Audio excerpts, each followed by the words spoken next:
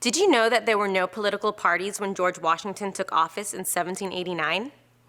In fact, the Founding Fathers thought parties would threaten national unity. Washington even warned that parties would lead to jealousies and false alarms. By the time Washington left office, however, political rivalry between two of his cabinet members, Secretary of the Treasury Alexander Hamilton and Secretary of State Thomas Jefferson, had led to the formation of opposing parties. The two men had strikingly different backgrounds. Jefferson was born to a wealthy Virginia family in 1743 and was classically educated. He became a lawyer in 1767. The exact year of Alexander Hamilton's birth is uncertain. He was born in either 1755 or 1757 on the West Indian island of Nevis, the illegitimate son of Scottish trader James Hamilton and married Frenchwoman. First abandoned by his father, then orphaned, Hamilton went to work at the age of 11. At 15, he was sent to the United States to be educated.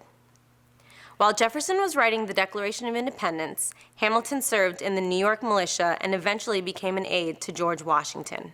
In short, Jefferson was born into his position, while Hamilton was a self-made man. It's easy to see how their life experiences led the men to different political ideas. Take the economy, for instance. Hamilton, who had a background in banking, believed that manufacturing and trade were the keys to a strong economy. Jefferson thought farmers were the most valuable citizens. He was concerned that a manufacturing economy would put power into the hands of a small group of wealthy Americans. The issues of states' rights and the size of the federal government caused conflict from the earliest days of the government. Hamilton authored papers proposing a strong central government with power above that of individual states. He was convinced that a powerful federal government was essential to developing a strong economy.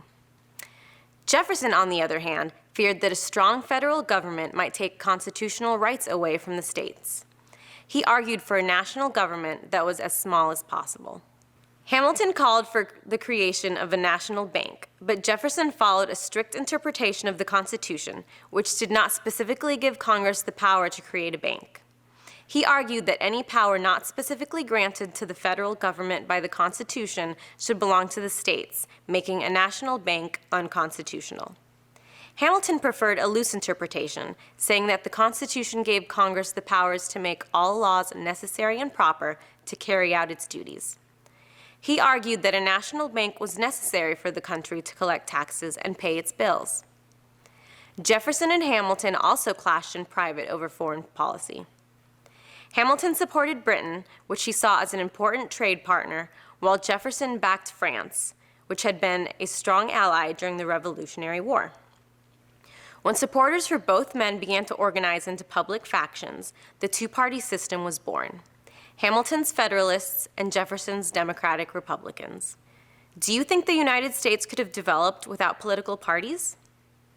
What would life be like today if we had just one party?